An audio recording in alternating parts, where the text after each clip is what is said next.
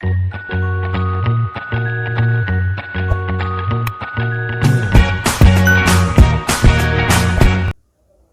Student, welcome to इनआईट classes.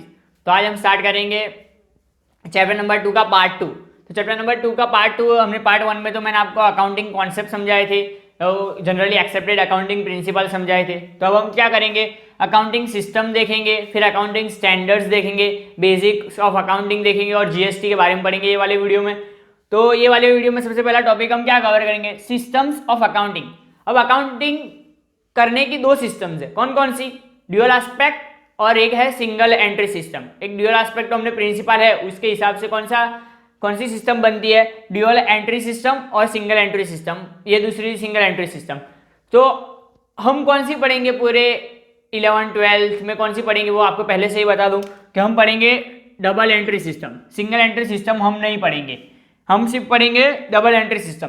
अब दोनों में फर्क क्या है, हम डबल एंट्री सिस्टम क्यों पढ़ेंगे वो भी मैं आपको अच्छे से बताऊंगा। अब आपको ये पता चल जाएगा, जब हम डबल एंट्री और सिंगल एंट्री के बारे में 1 बाय 1 देखेंगे तो आपको ऑटोमेटिक पता चल जाएगा कि हम डबल एंट्री सिस्टम क्यों पढ़ेंगे। अब डबल एंट्री सिस्टम कौन से एस्पेक्ट पे है, ड्यूअल एस्पेक्ट। मतलब हमने पढ़ा था कौन सा कॉन्सेप्ट, ड्यूअल एस्पेक्ट कॉन्सेप्ट मैंने जो पढ़ाया था उसके प्रिंसिपल के बेस पे ही कौन सी सिस्टम है, डबल एंट्री सिस्टम। और सिंगल एंट्री सिस्टम क्या होता है, सिंगल एंट्री सिस्टम में सिर्फ एक ही एंट्री होती है, हर एक ट्रांजैक्शन की एक ही एंट्री।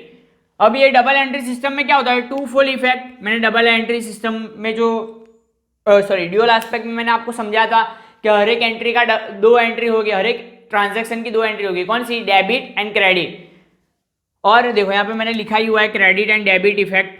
अब सिंगल एंट्री में क्या होता है, only one entry is pass for the one transaction. मतलब एक ट्रांजैक्शन की एक ही एंट्री दी जाती है, मतलब एक ही अकाउंट में रिकॉर्ड किया जाता है एक ट्रांजैक्शन। तो सिंगल एंट्री सिस्टम क्या है, नॉर्मली कुछ जो छोटे मोटे वेंडर्स होते हैं, छोटे मोटे फर्म्स होती है, बहुत छोटी फर्म्स हो, बिजनेस वाले होते हैं जो बहुत ही छोटा बिजनेस कर रहे हो, उनके लिए सिंगल एंट्री सिस्टम वो लोग कर सकते हैं। बट आपको अगर बड़ा बिजनेस करना है, थोड़ा बहुत बड़ा भी, अगर बड़ी शॉप है उसके लिए भी अगर आपको करना है तो भी आपको क्या है, डबल एंट्री सिस्टम ही फॉलो करनी पड़ेगी। डबल एंट्री सिस्टम के क्या बेनिफिट है कि डबल एंट्री सिस्टम में कोई लैक नहीं है, आपको यूनिफॉर्मिटी मिलती है, आपको सिस्टमेटिक बेस पे आप कर सकते हो, एक्रूअल रहता है आपका अकाउंट। बट सिंगल एंट्री में क्या होता है, कोई यूनिफॉर्मिटी नहीं रहती, कोई भी एंट्री का कोई अच्छा सा रिकॉर्ड नहीं, आप अगर गलती हुई तो आप अच्छे से वो भी नहीं कर पाओगे, कैच भी नहीं कर पाओगे, क्योंकि उसकी सिंगल एंट्री होती है। यहाँ पे डबल एंट्री, फॉर एग्जाम्पल मैं आपको एक एग्जाम्पल दे दूंगा, कौन सा, 10,000 गुड्स परचेज फॉर 10,000। अब गुड्स परचेज फॉर 10,000 मतलब 10,000 के मैं गुड्स लाया, तो अगर मैं डबल एंट्री सिस्टम में लिख रहा हूं तो मैं क्या करूंगा, गुड्स है उसको क्या करूंगा, परचेज अकाउंट से क्या करूंगा, परचेज अकाउंट को डेबिट करूंगा और कैश अकाउंट को क्या करूंगा,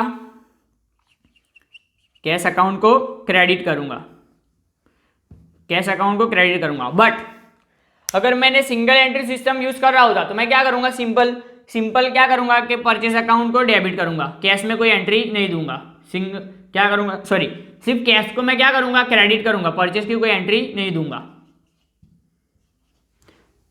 तो यार सिंगल एंट्री सिस्टम में क्या होता है, सिर्फ हम एक जो ट्रांजेक्शन होता है उसको एक ही इफेक्ट देता है, बट डबल एंट्री सिस्टम हम दो इफेक्ट देते हैं, तो अगर हमारी कोई गलती होगी तो भी हम कैच कर सकेंगे। तो डबल एंट्री सिस्टम ही बेस्ट सिस्टम है और हम वही पढ़ेंगे आगे भी, और 11th-12th में भी हम वही पढ़ेंगे। अब हम देखेंगे बेसिक्स ऑफ अकाउंटिंग। अब हम क्या करेंगे, देखेंगे बेसिस ऑफ अकाउंटिंग। अब बेसिस ऑफ अकाउंटिंग में क्या है, दो टाइप्स है, कौन कौन सी types, cash basis and accrual basis. अब cash basis and accrual basis है तो दो टाइप्स है, तो आप समझिए कैश बेसिस में और एक्रूअल बेसिस में क्या फर्क है, मैं आपको सिंपली 2 या 3 सेंटेंसेस में ही समझा दूंगा। क्या है, सबसे पहला कैश बेसिस। तो कैश बेसिस में क्या होता है नॉर्मली कि कोई भी ट्रांजैक्शन हम करें, जैसे कि मैंने करा परचेज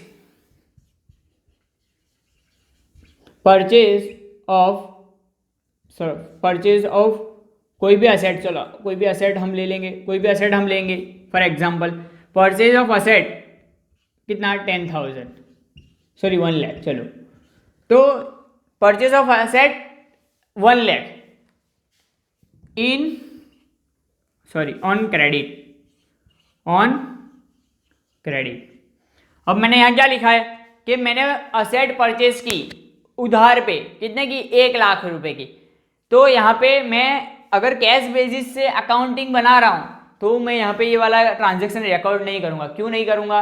क्योंकि यहाँ पे मैंने कैश अभी तक पे नहीं किया।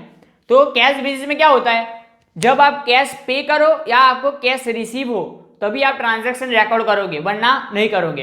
बट एक्रूअल बेसिस में क्या होता है, एक्रूअल बेसिस में जब आप ट्रांजैक्शन करो, कैश पे किया हो ना किया हो, बट आपने ट्रांजैक्शन किया तो आप वो उसको नोट डाउन करोगे। फॉर एग्जांपल आपने क्रेडिट परचेज किया तो क्रेडिट परचेज एक्रूअल बेसिस में रिकॉर्ड होगा, बट कैश बेसिस में क्रेडिट परचेज रिकॉर्ड नहीं होगा। कि ये वाला कैश बेसिस में क्रेडिट परचेज कब रिकॉर्ड होगा, जब हम पे करेंगे तब रिकॉर्ड होगा। फॉर एग्जांपल समझो, मैंने फर्स्ट ईयर में क्या किया, क्रेडिट परचेज किया था। अब उसका पेमेंट मैंने सेकेंड ईयर में किया, तो ये वाला ट्रांजैक्शन है कौन से ईयर का, फर्स्ट ईयर का। बट मैंने उसको रिकॉर्ड, मैं अगर कैश बेसिस से कर रहा हूं तो मैंने सेकेंड ईयर में पे किया हुआ, तो मैं ये वाला ट्रांजैक्शन को क्या करूंगा, सेकेंड ईयर में ही रिकॉर्ड करूंगा। तो ये वाला क्या रहता है, कैश बेसिस पे हम जो रिकॉर्ड करते हैं वो एक्रूअल नहीं रहता, मतलब सिस्टमेटिक नहीं रहता।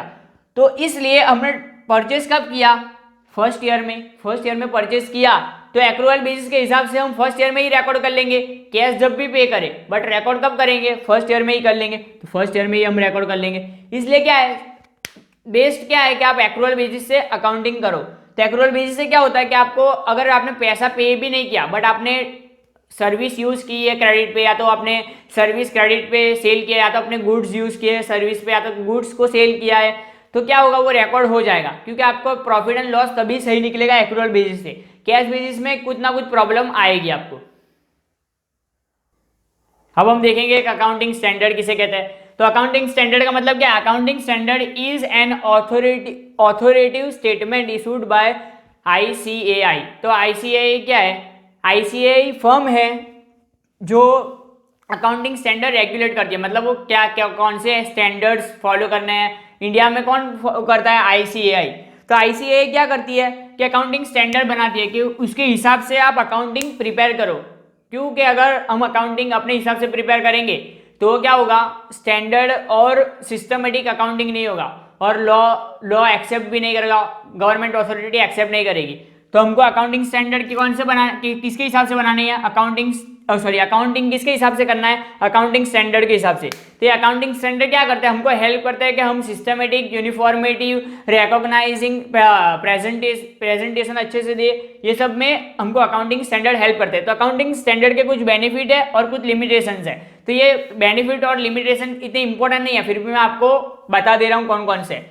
Accounting standard help in eliminating variation in accounting treatment, मतलब जो अकाउंटिंग ट्रीटमेंट में वेरिएशन आता है वो, मतलब अकाउंटिंग में क्या होता है, कुछ ना कुछ क्या हो जाता है, हमारा अकाउंटिंग में कुछ ना कुछ एंट्री गलत हो जाती है, कहीं ना कहीं एंट्री अलग अलग दे देंगे हम। तो ये अकाउंटिंग स्टैंडर्ड हेल्प करता है कि हम अकाउंटिंग ट्रीटमेंट सही तरीके से दे।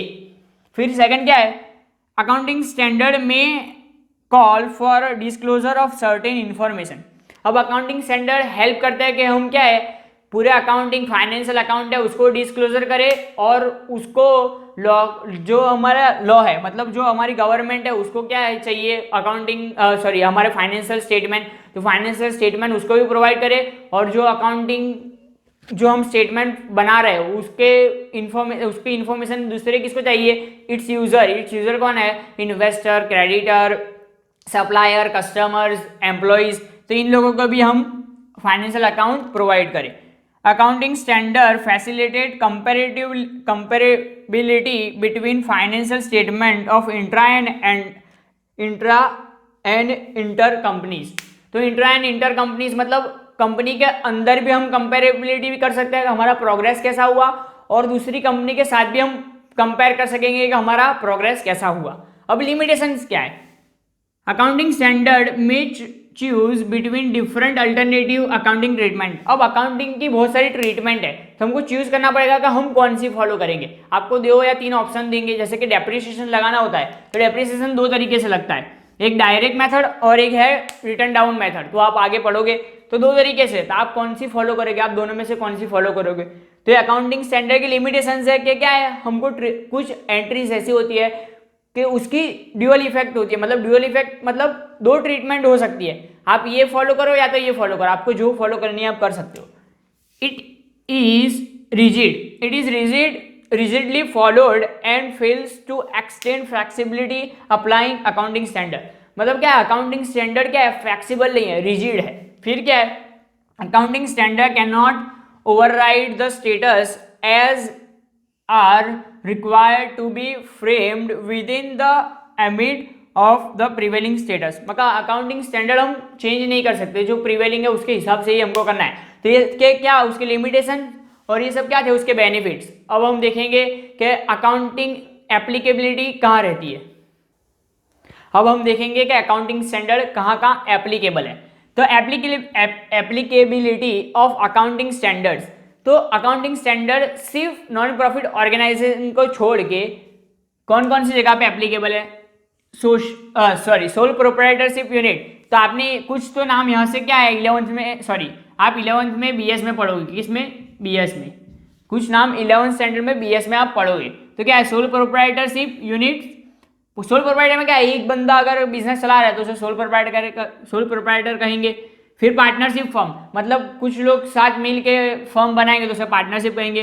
सोसाइटी, मतलब एक सोसाइटी क्रिएट की हो, कुछ लोग ग्रुप ऑफ पीपल मिल के उन्होंने सोसाइटी की ट्रस्ट बनाई हो, तो उस ट्रस्ट में भी हम अकाउंटिंग बनाने के लिए अकाउंटिंग स्टैंडर्ड यूज करेंगे। हिंदू अनडिवाइडेड फैमिली मतलब खानदानी बिजनेस हम जिसे कहते हैं, उसमें भी हम क्या है अकाउंट बनाने के लिए क्या करेंगे, अकाउंटिंग स्टैंडर्ड को अप्लाई करेंगे। एसोसिएशन ऑफ पर्सन, मतलब कुछ पर्सन मिलके एक एसोसिएशन क्रिएट करे, उसको भी। कोऑपरेटिव सोसाइटी मतलब कुछ लोग, कुछ समझो कि कुछ बायर्स मिलके एक कोऑपरेटिव सोसाइटी बनाए, जैसे अमूल है वो कोऑपरेटिव सोसाइटी है। कंपनीज भी क्या करेगी, अपने फाइनेंशियल अकाउंटिंग बनाने के लिए क्या करेगी, अकाउंटिंग स्टैंडर्ड को यूज करेगी। और इंटरनेशनल फाइनेंशियल रिपोर्टिंग सिस्टम क्या है, वो ऐसी सिस्टम है जिससे क्या होता है, हम फाइनेंशियल स्टेटमेंट कैसे प्रिपेयर करेंगे, इसे हमने पढ़ा, अकाउंटिंग स्टैंडर्ड भी इसी से हम वो होता है। ये इंटरनेशनल फाइनेंशियल रिपोर्टिंग सिस्टम है, जैसे हमारा इंडिया में कौन था, इंडिया में ICAI है, ऐसे ही इंटरनेशनल फाइनेंशियल रिपोर्टिंग सिस्टम भी ऐसा ही है। तो इंटरनेशनल फाइनेंशियल रिपोर्टिंग सिस्टम क्या करता है, इकोनॉमिकल बेनिफिट्स देखता है कि इकोनॉमिक बेनिफिट क्या है, अकाउंटिंग फाइनेंशियल अकाउंटिंग देख के क्या करता है, प्रोग्रेस कैसा है, वो सब आइडेंटिफाई करने में हेल्प करता है। तो ये सब क्या है, अकाउंटिंग एप्लीकेबिलिटी कहाँ कहाँ होता है, मतलब अकाउंटिंग स्टैंडर्ड जो हमने पढ़े उसका एप्लीकेशन कौन कौन सी जगह पे होता है। तो ये कौन सी है, 9 जगह है जहाँ पे क्या होता है, अकाउंटिंग स्टैंडर्ड एप्लीकेबल होता है।